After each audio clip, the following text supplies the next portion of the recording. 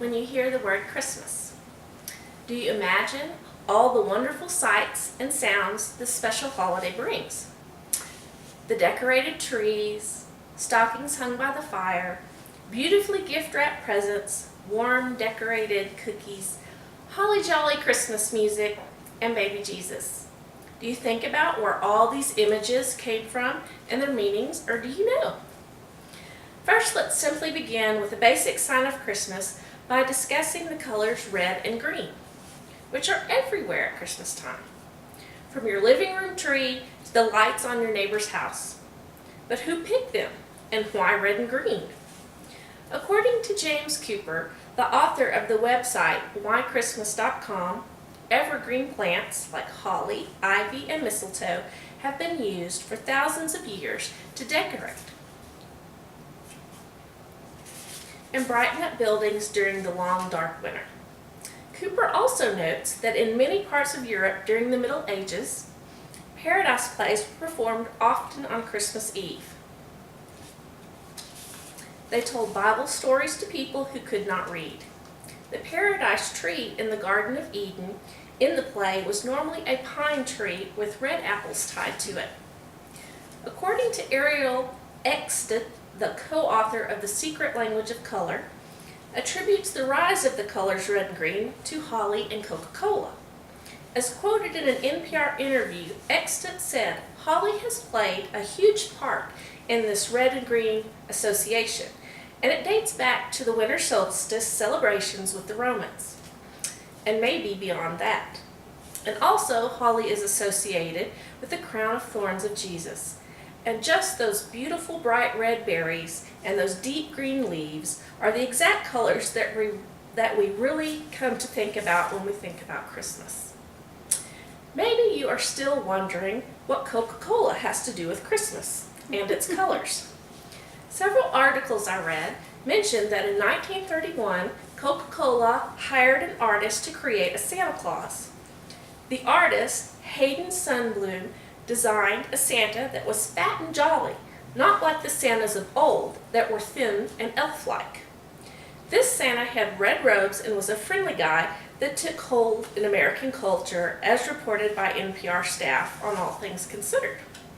So according to Kevin Riley from the Business Insider, it's the combination of nature with the red berries and green foliage and the commerce of Coca-Cola with the bright red robes and the green foliage in the background of the ads that solidifies in our imagination the colors of Christmas. Another green item often seen at Christmas time is mistletoe. Do you wonder why we hang this poisonous plant in our homes and choose to kiss under the mistletoe? To start with some fun facts about mistletoe from whychristmas.com, the name mistletoe comes from two Anglo-Saxon words, mistel, which means dung, and tan, which means twig or stick.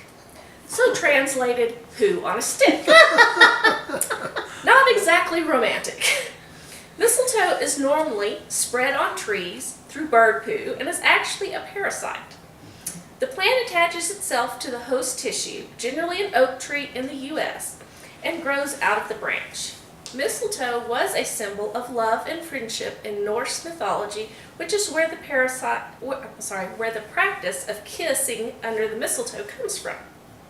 There are over 1,000 types of this parasite in the world, as well as other origins of why people kiss under mistletoe, but they do revert back to its evergreen foliage and attractive red berries that would be brought indoors as decoration during the barren winter months, according to Smithsonian Magazine. So don't think of yourself as kissing under the bird poo stick at Christmas time.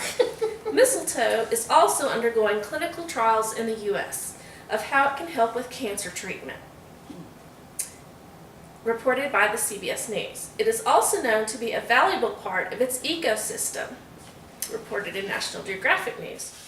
A third symbol of Christmas I would like to share with you is the Yule log. Not as well known or followed in the days of not as well known or followed as in the days of old, but nonetheless an interesting part of Christmas folklore.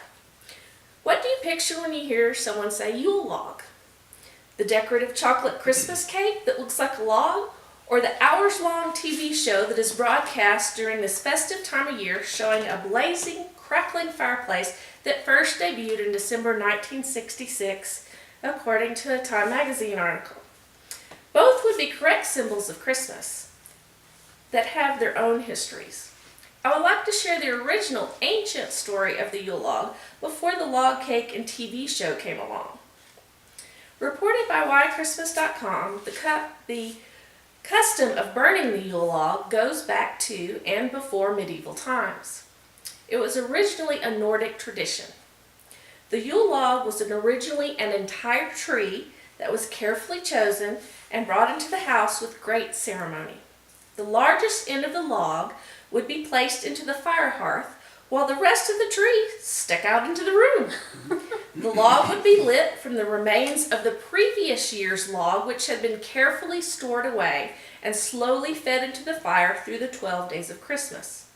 It was considered important that the relighting process was carried out by someone with clean hands. ChristmasDay.org states the Yule log is a symbol of prosperity and luck. It is believed if the tradition is followed with sincerity and devotion, it would bring good health, wealth, and productivity in the year ahead. Many countries have slight variations on this story. Since the invention of central heat, mentioned by Cooper, this tradition is not as common in the United States. We tend to lean toward log cake and on-screen fireplaces. This year, as Christmas rolls around, and see if you notice any symbols of Christmas you would like to know more about. Don't just think we are a bunch of lazy log cake eating patrons of Christmas that like to kiss under the bird poo stick. Find out more about your Christmas traditions and why you celebrate them. Thank you.